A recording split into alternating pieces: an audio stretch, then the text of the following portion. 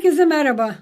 Bugün sizlere çekirdekli vişne reçeli tarifim var. Neden çekirdekli? Çünkü çekirdeklerini çıkarmadan reçel yapıyoruz. Oldukça da lezzetli oluyor. Hiçbir şekilde dağılma yapmıyor. Gördüğünüz gibi tane tane, hiçbir parçalanma yok. Lezzeti de yerinde. Umarım beğenirsiniz. Hemen tarifimize geçelim. Evet, bugün vişne reçeli yapıyoruz. Çok kolay vişne reçeli olacak bu. Gördüğünüz gibi burada benim 1 kilo vişne var. Bu 1 kilo vişnenin tanelerini bu şekilde ayıracağım. Çekirdeklerini çıkarmayacağım. Çekirdekleriyle birlikte reçel yapacağım. Böyle çok daha lezzetli oluyor. Dağılmıyor. Bütün bütün kalıyor vişneler. İlk olarak bu şekilde tanelerini ayıklayalım. Birebir ölçü koyacağız. 1 kiloya 1 kilo şeker. Vişnemiz biraz ekşi olduğu için birebir ölçü gidiyor. Evet, vişnelerimizi ayıklamakla başladık. Reçelimize. Şu anda vişnenin tam zamanı. Çok fazla bulunmuyor. 1-2 ay içinde bitecek zaten. Bu şekilde ayıklama işlemini gerçekleştiriyoruz. Vişnelerimi ayıkladım. Sapları kaldı. Vişne çok faydalı bir meyve, biliyorsunuz. Bu gördüğünüz gibi tane tane burada ayıkladım. Şimdi bunu bol suda yıkayacağım. Her şeyini kullanacağız vişnenin. Çekirdeğiyle birlikte reçelini pişireceğiz. İstiyorsanız saplarını dağıtmayın. Bu şekilde hazırlayacak olanlara, kilo problemi olanlara saplarını yıkayıp kurutun. Çay olarak tüketin. Vişnenin böyle bir özelliği de var. Şimdi ben bunları yıkamaya gidiyorum. Evet. Vişnelerimi bol suda yıkadım. Çekirdekleriyle birlikte hazırlıyorum. Bu şekilde tane tane içinde kalacaklar. Gördüğünüz gibi yıkadım. Vişnelerimi tencereme boşalttım.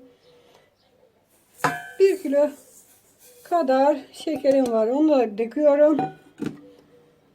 Şöyle su bardağında 1 su bardağı da suyum var. Onu da üzerine döktüm. Şimdi bir saat kadar bu şekilde bekleyelim. Vişneler suyunu salsın. Yine de salıyor. Salmaz demeyin. Bu şekilde yine de salıyor. Daha sonra pişireceğiz. Evet, vişnelerimiz suyunu biraz saldı. Kısık ateşe koyalım. Yavaş yavaş eriyecektir zaten kalan şekerler de. Ocağa koyuyorum. Evet, vişnelerimiz ocakta şu anda. Kısık ateşte koydum. Yavaş yavaş şekeri erisin. Bu şekilde çekirdekleri olarak hazırlarsanız dağılmaz. Çok fazla pişerken kaşık sokmayın. Parçalamayın. Arada bir karıştırın.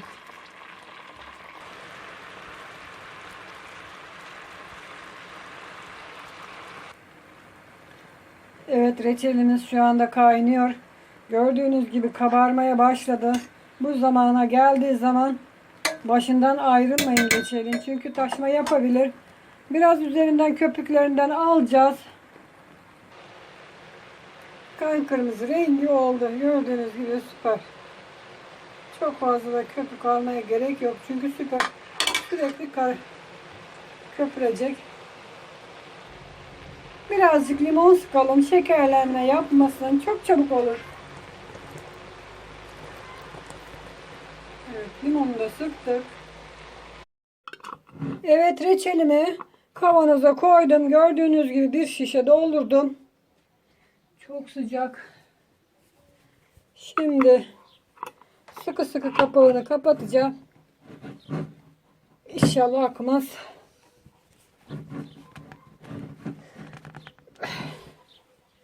Çok deneyelim. Evet. Kapağını sıkı sıkı kapattık. Ters çevirdik. Evet, kavanozumuz burada. Kapağı tutsun. Bunu daha sonra yemek için buraya hazırladım. Bir adet de şöyle tabakta kaldı. Onu da tabağa koydum. 1 kilo vişneden bu kadar reçel çıktı. Bakın hiçbir şekilde dağılma yok. Çekirdekleriyle pişirdiğimiz için tane tane içinde duruyor. Bu şekilde çok daha güzel oluyor. Çekirdekleri zararlı bir şey değil zaten. Onların da vitaminleri çıktığı için bize daha çok faydası var.